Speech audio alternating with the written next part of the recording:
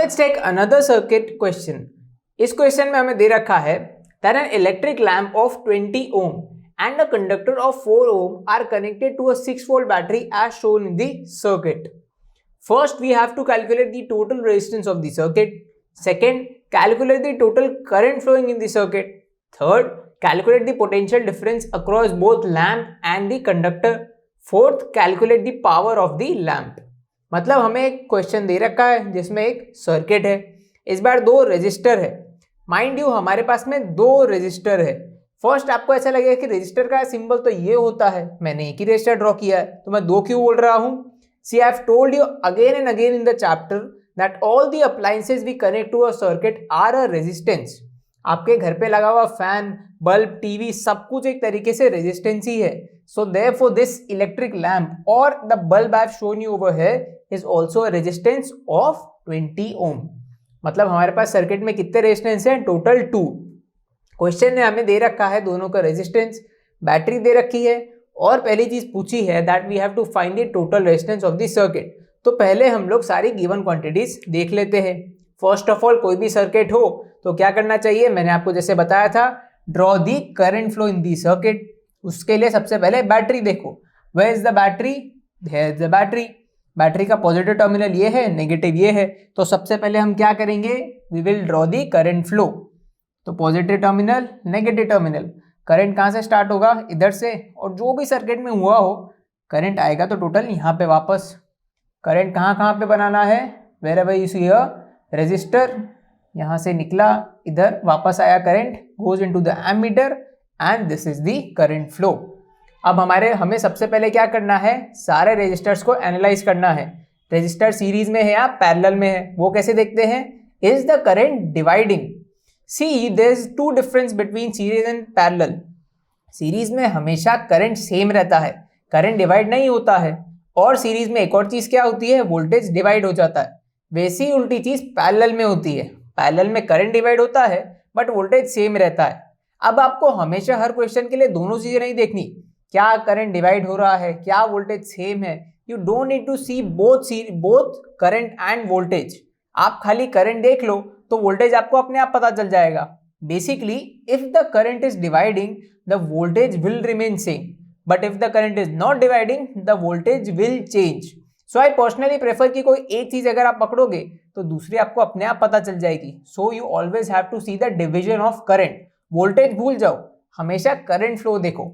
Current flow अब जा रहा है तो डिवाइड होगा या नहीं ये कैसे पता चलेगा, गो इन दी सर्किट आप देखो, करंट फ्लो आप खुद बन जाओ। तो आप करंट अगर खुद हो तो आपके पास अगर एक रजिस्टर आया तो आप पूरे के पूरे उसमें से फ्लो हो गए।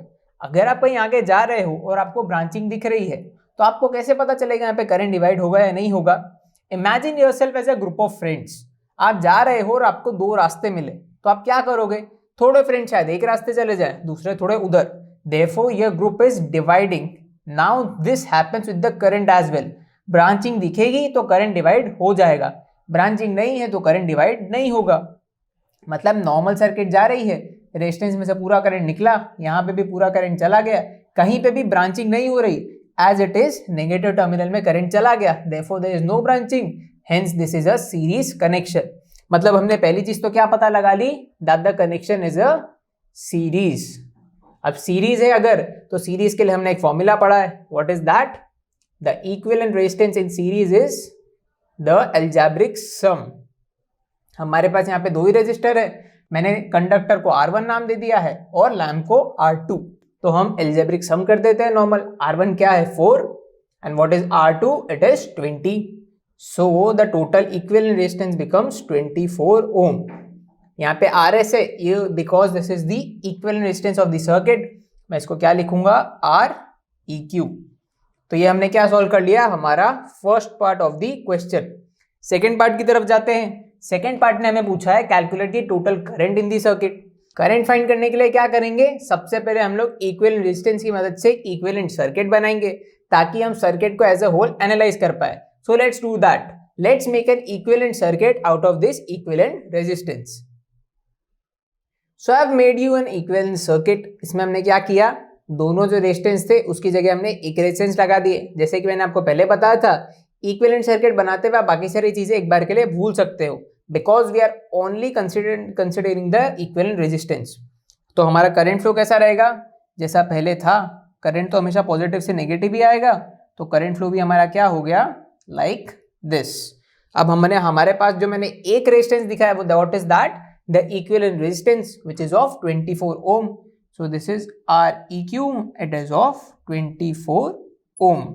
सो this is our equivalent circuit. हमने क्यों बनाया था, to analyse it and finally find the total current flowing in the circuit. How will we do that, total current in the circuit हम कैसे फाइंड करेंगे, this is our part B of the question. हम क्या लगाएंगे, Ohm's law. Ohm's law हमारा क्या कहता है, V is equal to IR। अब इस सर्किट के अंदर हमें क्या फाइंड करना है, द टोटल करंट। उसके लिए हमारे पास दो चीजें होनी चाहिए, V एंड R, वो तो है 6 volts and 24 ohm. So let's put down those quantities. Again हमें I फाइंड करना है, तो मैं I को एक तरफ ले लेता हूं and let's take all the known quantities on the other side. So what is V, 6, what is R, it is 24। ये आराम से कट हो सकता है विद द हेल्प ऑफ 4। तो हमारा I क्या आ जाता है, 1/4 ampere, which can also be written as 0.25 ampere. So what is this, total current flowing in this circuit. तो हमारे पास में I क्या आ जाता है, 0.25 amperes. So we have also solved the second part of the question. Let's move on to the third part. Third part हमें पूछ रहा है कि पोटेंशियल डिफरेंस फाइंड करो हमारे कंडक्टर और लैम्प दोनों के अक्रॉस। मतलब ये क्या कहना चाहता है कि मान लेते हैं कि हमारे पास में यहाँ पे दोनों के अक्रॉस एक वोल्ट मीटर लगा हुआ होता, तो ये पूछ रहा है कि वो वोल्ट मीटर कितनी रीडिंग देता। Therefore we have to find the potential difference between first these 2 points and after that between these 2 points। तो हमारा पोटेंशियल डिफरेंस कितना हो जाएगा, फिर से हम V is equal to IR से फाइंड करते हैं। So let's write down the third part of the question. वो हमें क्या पूछ रहा है, potential difference of the first resistor. So V1 is equal to I1 R1। हमें V1 फाइंड करना है, उसके लिए हमारे पास क्या क्या होना चाहिए, I1 और R1। अब R1 तो हमारे पास में है 4, I1 हम कहां से लाएंगे, because this is a series connection. Again, the total current flowing in the circuit will be the current flowing from each of these resistors। मतलब हमारा I1 क्या हो गया, I1 is equal to I which is 0.25 ampere. तो हमारा V1 क्या हो जाएगा, I1 which is 0.25 multiplied by 4। तो 0.25 multiplied by 4 क्या हो जाता है, 1 volts। So this is our potential difference across the R1 resistor। अब R2 क्या हो जाएगा, सी आप इसको नॉर्मली भी सॉल्व कर सकते हो। Let me show you how. हमने क्या सीखा है कि पोटेंशियल डिवाइड हो जाता है, इन दोनों में वो बराबर ऐसे डिवाइड हो जाएगा कि उन दोनों का जो पोटेंशियल है अगर हम एडअप कर दे तो टोटल पोटेंशियल 6 वोल्ट्स के इक्वल आ जाए। अब मैंने क्योंकि फाइंड कर दिया कि R1 में अगर 1 वोल्ट है और टोटल 6 वोल्ट है, तो R2 में कितना होगा, 6 - 1 5 वोल्ट। तो आप उसको अगर डायरेक्टली लिखना चाहो that V2 is equal to V, so let's write that down। V2 is equal to total V minus V1 which is 6 minus V1 which is 1 is equal to 5 volt। Then also you are correct, you can write it this way, but this is usually tough because you are not only given 2 resistors। आपके पास में usually 2 register नहीं होते, 2 से ज्यादा भी हो सकते हैं, 2 से ज्यादा हो सकते हैं, और वो जरूरी नहीं कि सीरीज में हो, कुछ पैरेलल में हो या मिक्स कनेक्शन भी होते हैं। तो ऐसे में ये एनालॉजी से सॉल्व करना डिफिकल्ट हो सकता है। So let's keep the Ohm's law way. हम ओम्स लॉ यूज करते हुए इसको सॉल्व करते हैं। तो हम फिर से क्या लिखेंगे, V2 is equal to I2 into R2। हमें इस बार भी V2 फाइंड करना है, so let's keep it that way. What is I2, again total current flowing in this circuit 0.25 multiply by R2 which is 20। तो ये क्या आएगा, 0.25 क्या है, 1/4, 1/4 मल्टीप्लाई बाय 20 इज 5 वोल्ट्स। तो हमारा V2 क्या आ गया, 5 volt. See these two are equal. तो कोई भी वैसे आप सॉल्व कर सकते थे। Therefore we have already also found out the potential difference across these 2 points। Therefore the potential difference across the conductor and the lamp। हमने 3 पार्ट सॉल्व कर लिए क्वेश्चन के। Let's move on to the next part। Let's move on to the last part। Last part हमारा बहुत simple है। It asks us to find the power of the lamp। मतलब ये lamp ने कितना पावर कंज्यूम किया है वो हमें फाइंड करना है. That is very simple. What is the formula for power? Let's write it as the last part. P is equal to V into I. P is equal to V into I मतलब वो क्या है? P2 is equal to V2 into I2. V2 हमने अभी भी find किया, it is 5 volt. What is I2? पूरा जो हमारे सर्किट में है. अगेन बोला है सीरीज है इसलिए टोटल करंट ही हमारा V2 I2 हो जाएगा. सो what is V2? Just found out 5. And what is the value of I2? 0.25 which can also be written as 1/4. So it is 5/4 watt which can also be written as 1.25 watt. So what is this? This is the power consumed by the lamp. So this was our question. हमारे पास total 4 part थे और पहले से एक circuit given था. Normally हमने solve किया. Start कैसे किया? करंट फ्लो बना के. बाद में हमने क्या देखा कि कोई भी हमारे पास ब्रांचिंग नहीं है, इसलिए ये दोनों रेजिस्टर कैसे हैं? सीरीज में है. तो सीरीज में है तो उसका हमने एक फॉर्मूला लगाया. वो फॉर्मूला से हमने फाइंड किया the equivalent resistance of the circuit which came as 24 ohm. First हमने सेकंड पार्ट सॉल्व किया. उसके बाद में which asked us to find the total current. Total current find करने के लिए हमने एक इक्विवेलेंट सर्किट बनाया. इक्विवेलेंट सर्किट के अंदर हमने ओम्स लॉ लगाया. In that we had V and R. We just needed to find the I जो हमने फाइंड किया which came as 0.25 ampere. Third part was very easy as well. हमें दोनों का पोटेंशियल डिफरेंस फाइंड करना था. Again हमने क्या लगाया? Ohm's law.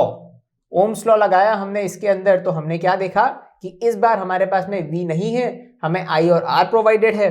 तो हमने दोनों की वैल्यू रखी and we found out V1 which came as 1 volt. Second भी हमने क्या देखा सॉल्व करने के दो तरीके. V2 is equal to V minus V1 अगर हम लगाते तो भी हमारा आंसर क्या आया? 5 वोल्ट. और वरना हम नॉर्मली ओम्स लॉ से जाके सॉल्व करते हैं तो भी आंसर क्या आया हमारे पास में? V2 is equal to 5 volt. Then we moved on to the last part. Last part ने हमने पूछा कि power consumed by the lamp कितना है for the given period of time which can be written as V2 into I2. V2 और I2 हमारे पास दोनों थे तो हमने एक वैल्यू फाइंड करी that the power consumed by the lamp is 1.25 volt. So this is how you solve the question जिसके अंदर आपको एक ऐसा सर्किट गिवन हो. Let's move on to the next question. इस क्वेश्चन में हमें दे रखा है एक सर्किट वापस and we have to find out the total current flowing in the circuit. Basically the current which is flowing through this battery. फिर से same process follow करते हैं. Look at the circuit once. देख लिया इसके अंदर battery कहाँ पे है, पॉजिटिव नेगेटिव टर्मिनल कहाँ पे है. अब क्या करेंगे? सबसे पहले प्लस और नेगेटिव बना देते हैं. Next we have to make the current flow. यहाँ से करंट निकलेगा और यहाँ पे आ जाएगा. और कहाँ पे बनाना है? रजिस्टर दिखे तब या ब्रांचिंग हो रही हो तब. सो यहाँ पे देखो, यहाँ पे करंट गया and now there we have a branching. Branching हो रही तो फिर क्या हो जाएगा? हमारा करंट थोड़ा सा डिवाइड हो जाएगा. It will divide somewhat over here और बचा हुआ पार्ट थोड़ा यहाँ चला जाएगा. उसके बाद में ये वाला ब्रांच अगर देखे तो यहाँ पे करंट गया. Now this is not a branching, बस कर्व किया हुआ है वायर बट है तो सेम ही. सो यहाँ पे गया. Now it goes into this resistor और यहाँ से निकला. Same thing follows for this branch as well. इधर गया और यहाँ से निकला. अब जितना करंट यहाँ पे बटा था उतना मिलके वहाँ पे वापस टोटल करंट आ गया. So this will again be the whole current which originated from this part. यहाँ से वो स्विच में गया और बैटरी के नेगेटिव टर्मिनल में वापस आ गया. So we have drawn the current flow in the circuit. तो करंट फ्लो हमने बना दिया है. तो अब क्या करना है? देखते हैं कि सीरीज है या पैरेलल. तो सीरीज है या पैरेलल उसके लिए हम क्या देखेंगे? ब्रांचिंग कहाँ पे हो रही है.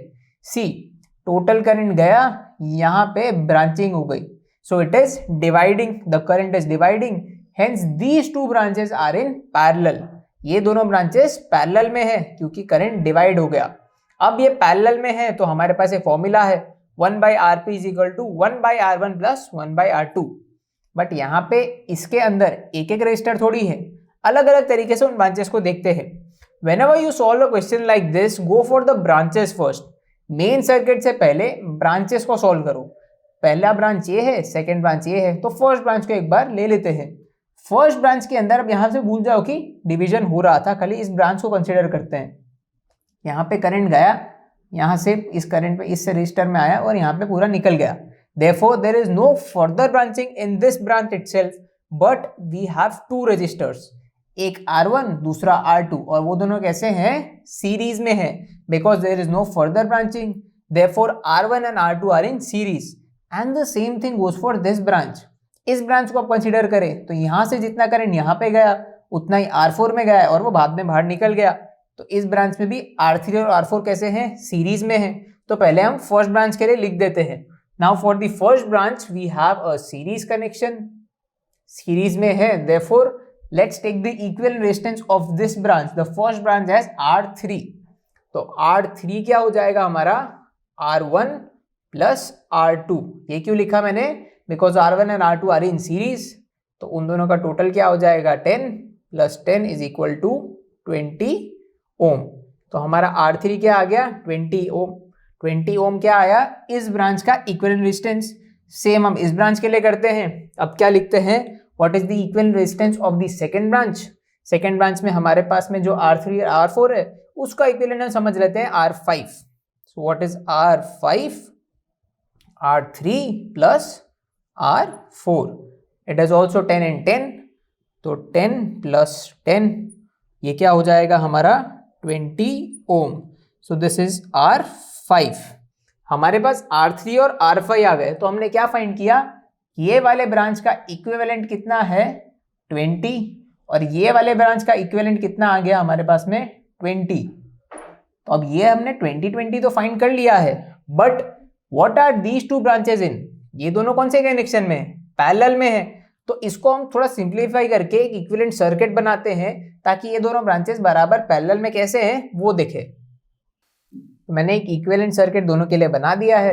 ये ब्रांच का जो हमारे पास टोटल था वो कितना था, R3 is equal to 20 ohm.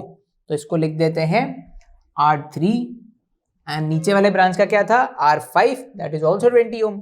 So now write it as R5, कितना कितना है वो 20 ohm, this is also 20 ohm. फिर से क्या करेंगे, हमारे पास में एक इक्विवेलेंट सर्किट तो है, बट इसमें भी हम क्या करेंगे, सेम प्रोसेस फॉलो करते हुए करंट फ्लो बनाते हैं। यहाँ पे क्या हो गई ब्रांचिंग, यहाँ से वो पूरा करंट वापस आ गया, तो हमने टोटल करंट के लिए बना दिया। Now let's do it for the branching as well. यहाँ पे एक करंट गया, यहाँ पे दूसरा, यहाँ से फिर वो निकल गए after going into these resistors, और यहाँ पे आके फिर से वो कंबाइन होके टोटल करंट उन्होंने दे दिया। तो ये कैसे हमने फाइंड कर लिया कि ये दोनों पैरेलल में है। पैरेलल के लिए हमारे पास एक नॉर्मल सा फॉर्मूला है, that is for parallel what do we have, R1 by RP is equal to 1 by R3 plus 1 by R5। वो क्या है हमारे पास, 1 by RP is equal to R3 कितना है 20 एंड R5 कितना है अगेन 20। तो ये कितना आ जाएगा, हमने पहले के चैप्टर लाइट के चैप्टर में सीखा है कि ऐसे फ्रैक्शन को ऐसे सॉल्व करते हैं, नेवर टेक LCM, यहाँ पे क्रॉस मल्टीप्लाई कर दो। तो ये क्या हो जाएगा हमारा 20 गोज अबव प्लस ये 20 भी ऊपर, एंड ये कितना आ जाएगा 20 multiply by 20, and we do not have to solve this thing, keep it as it is. This is 1 by RP। ये याद रखना चाहिए कि ये RP नहीं 1 बाई RP है, बिकॉज सॉल्व करते करते ही अगर आपने इसको गलती से RP इज इक्वल टू लिख दिया then the whole thing changes, inverse आ जाएगा आपके पास। 20 प्लस 20 इज 40, और नीचे क्या चल रहा है 20 multiply by 20 as it is.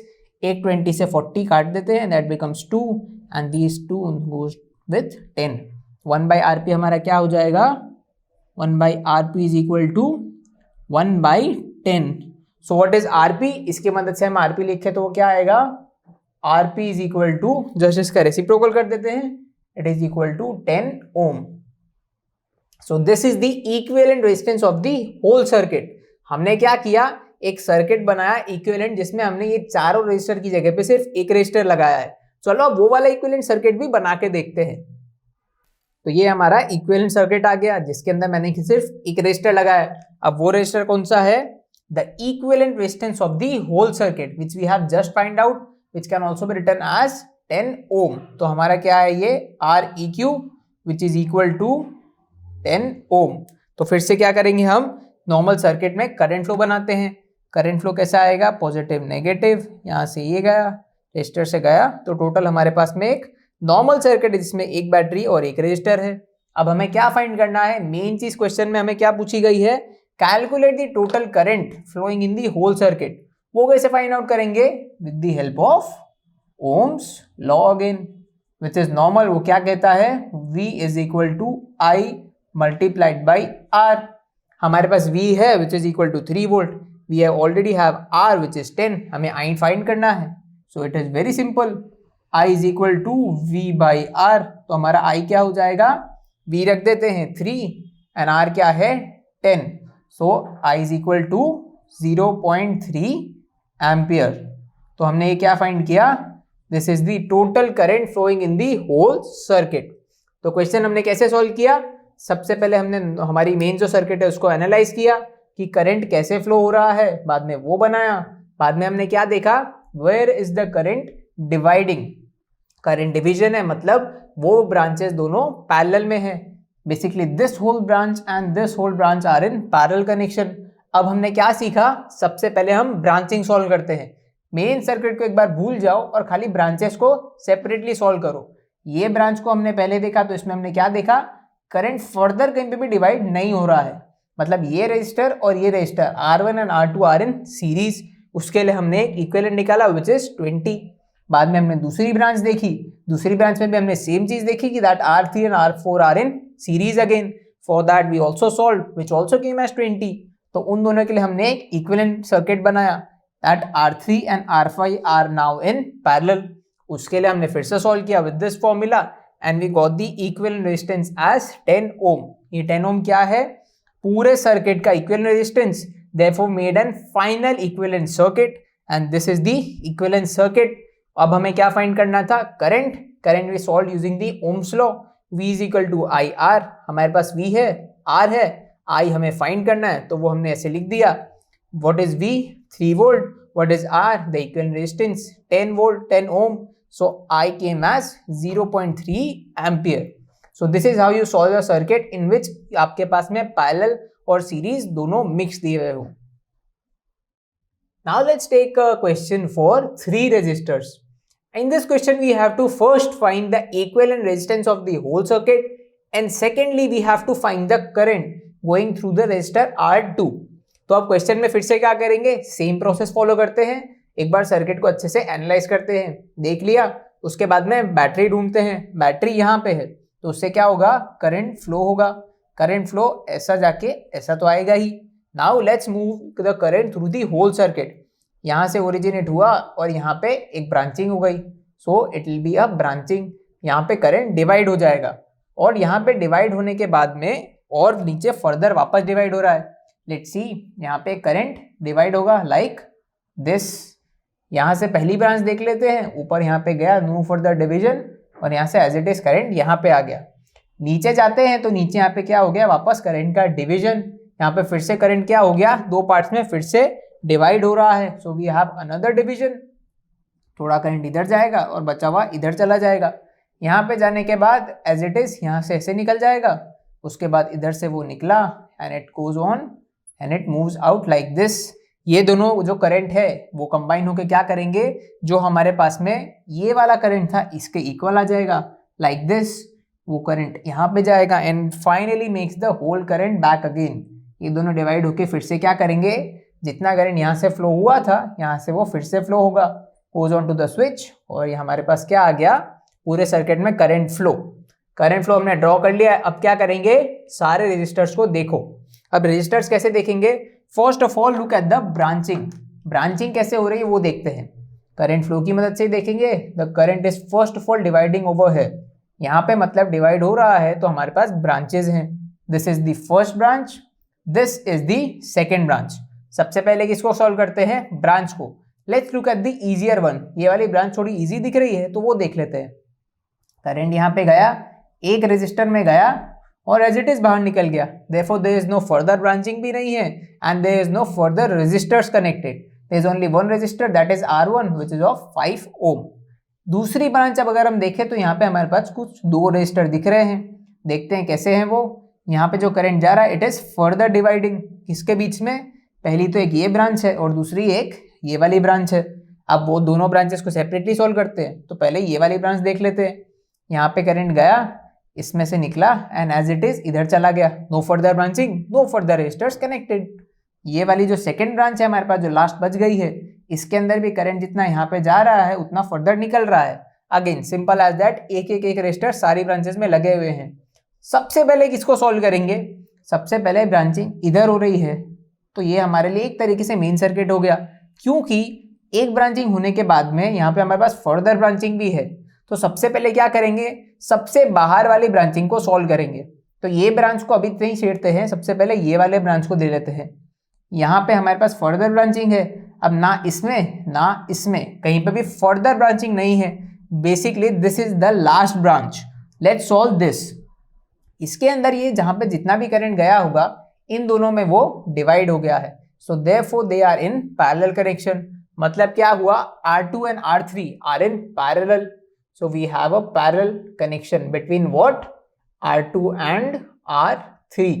तो इसको कैसे सॉल्व करेंगे, with the help of the normal formula. Let's take the equivalent of R2 and R3 as R4। तो 1/R4 क्या हो जाएगा हमारा, is equal to 1/R2 plus 1/R3. Let's put down the values. R2 और R3 कैसा है, 10 and R3 is also 10. So इसको solve कैसे करेंगे, नॉर्मली तो आपको पता है इसका आंसर क्या आएगा, बट सिंप्लिसिटी के लिए हम लोग एक बार वापस इसको नॉर्मल मेथड से सॉल्व करते हैं। ये 10 यहाँ पे ऊपर प्लस ये वाला 10 भी multiplied by 1 becomes 10 and denominator में 10 into 10 एज इट इज। ये क्या हो जाएगा, 10 + 10 बिकम्स 20। नीचे वाले को एज इट इज रहने दो, कोई भी एक जीरो हम कट कर देते हैं तो क्या आएगा 2/10। Remember this is 1/R4, this is not R4, तो ये लिखने की हैबिट डालो। सो 1/R4 हमारा क्या हो जाएगा, लेट्स कंटिन्यू इट, 2/10। 2/10 में कैसे लिख सकता हूँ, goes by 5, so 1/R4 becomes 1/5। तो R4 क्या हो जाएगा, नॉर्मल हमारा रेसिप्रोकल विच इज 5 ओम। तो हमने क्या फाइंड कर लिया, the equivalent resistance of this branch. Circuit में अब क्या हो रहा है वो भी देख लेते हैं। यहाँ पे करंट डिवाइड हुआ पहली बार, यहाँ पे दूसरी बार, और यहाँ पे जो दूसरी बार हो रहा है वो हमने अभी भी सॉल्व किया, and the equivalent of R2 and R3 are 5 ohm. अब क्या हुआ, इसका 5 ओम है और एक और ब्रांच जो हमारे पास है R1 वो तो एज इट इज है, तो इसको थोड़ा और सिंप्लीफाई करके इन दोनों का हमने जो इक्विवेलेंट बनाया है उसकी मदद से एक इक्विवेलेंट सर्किट बनाते हैं। सो हमने क्या किया, R2 और R3 की जगह पे एक हमने इक्विवेलेंट लगा दिया जो हमने फाइंड किया था 5 ओम। तो हमारे पास में अभी एक सर्किट आ गया। अब इस सर्किट में हमारे पास टोटल कितने रेजिस्टर हैं, 1 और 2, that is R1 and R4। तो R1 एंड R4 अब कैसे हैं, as visible they are in parallel. वो कैसे, करंट फ्लो से। अगेन करंट फ्लो यहाँ से आया यहाँ से गया, now it will divide over here. यहाँ पे जितना भी होगा डिवीजन कैसे होगा, पहला करंट इधर चला गया, दूसरा इधर गया, थोड़ा इस रेजिस्टर में गया होगा और बचा हुआ यहाँ पे, and after that they combine over here to make the whole current, and this current now goes to the negative terminal of the battery. तो हमारे पास में यहाँ पे क्या है, ब्रांचिंग थी, करंट डिवीजन हुआ, तो ये दोनों कैसे है, अब R1 और R4 कैसे है, पैरेलल में है। And we know that for parallel we have the relation that for a parallel connection, what are in parallel, R1 and R4। तो पैरेलल में हमारे पास में क्या कनेक्शन होता है, 1/R1 plus 1/R2। अब क्योंकि ये मेरे पास में सिर्फ एक ही दो रजिस्टर बचे हैं, let's write the equivalent of that as REQ। What is that, 1/R1 plus 1/R4। R1 and R4 कैसा है, 5 and 5, so 1/5 plus 1/5। फिर से कैसे सॉल्व करेंगे, normal cross multiplication, 5 plus 5 divided by 5 multiplied by 5। ये क्या हो जाएगा हमारा, 10 divide by 5 into 5 as it is, so this cuts over 2। So हमारे पास में 1/REQ, what is 1/REQ, it is 2/5। तो इसको अब क्या लिख सकते हैं हम, REQ हमारा क्या हो जाएगा इससे इनवर्स, इट बिकम्स 5/2, जिसको मैं और क्या लिख सकता हूँ, it goes over with 2.5। So REQ is equal to 2.5 ohm. ये REQ क्या आ गया हमारे पास में, इन दोनों का या फिर सिंपली सेड पूरे सर्किट का इक्विवेलेंट रेजिस्टेंस। जो हमें फर्स्ट चीज फाइंड करनी थी, that we have found out that the equivalent resistance of the whole circuit is Req, that is 2.5 ohm. तो सेकेंड पार्ट में हमें क्या पूछा है, अब we have to find out the current flowing the register R2। R2 में से कितना करंट फ्लो हो रहा है वो हमें निकालना है। तो वो निकालने के लिए हमें क्या लगाना है, वापस हम लगाएंगे तो ओम्स लॉ ही। ये क्वेश्चन आपको देख के कॉम्प्लेक्स लगेगा कि सबसे पहले हमें टोटल करंट फाइंड करना है, फिर हमें ये ब्रांच में फाइंड करना पड़ेगा, फिर यहाँ पे फर्दर डिवाइड हुआ तो इसमें से कितना होगा। दिखने में कॉम्प्लेक्स लग रहा है but actually this question is very easy. Let me show you why. यहाँ पे हमारे पास जो तीनों रजिस्टर हैं वो आपस में पैरेलल कनेक्शन में है। R2 R3 आपस में पैरेलल में है, उनका जो इक्विवेलेंट निकला वो R1 के साथ में पैरेलल में है। तो कहीं पे भी सीरीज कनेक्शन नहीं है। और हमने ये पढ़ा है कि जहाँ पे भी सीरीज कनेक्शन नहीं है, बेसिकली जहाँ पे पैरेलल कनेक्शन है, वहाँ पे हमेशा करंट डिवाइड होता है, voltage remains the same. Basically ये जो हमारे पास 100 वोल्ट की बैटरी है, इसका जो वोल्टेज है दैट इज 100, वो सेम रहेगा R1 और R4 के लिए। Therefore the potential difference across these two points and these two points will be 100 volt. मतलब R1 का पोटेंशियल कितना है 100 वोल्ट, R4 का भी कितना है 100 वोल्ट। एंड बिकॉज R4 क्या है हमारा, the equivalent of these two. अगर यहाँ पे 100 वोल्ट है, R4 का 100 वोल्ट है, और क्योंकि R2 और R3 खुद भी पैरेलल में है, तो अगेन हमारा इन दोनों पॉइंट्स का पोटेंशियल डिफरेंस कितना हो जाएगा 100 volts. Therefore the potential difference for R2 is also 100 and that is R3 is also 100. In fact for that of R1 is also 100 volt. अब वापस क्वेश्चन देखते हैं। क्वेश्चन ने क्या पूछा है, I2 निकालना है, current flowing through R2, V is equal to IR लगाएंगे। इस बार हमारे पास R पहले से है, I भी हमने लिख लिया दैट इज 100, तो I कितना होगा हमारे पास में, V is equal to IR से I हम फाइंड कर सकते हैं। तो let's do that. Ohm's law की मदद से V2 is equal to I2 into R2। V2 कितना है, जस्ट हमने लिखा 100। तो एक बार के लिए सारी नोन चीजें एक साइड ले आते हैं एंड अननोन दूसरी साइड। तो V2 क्या है हमारे पास में 100 वोल्ट्स, R2 क्या है 10। Therefore what is I came as 10 ampere. तो हमने क्या फाइंड कर लिया है, we have found out the current flowing through the resistor R2।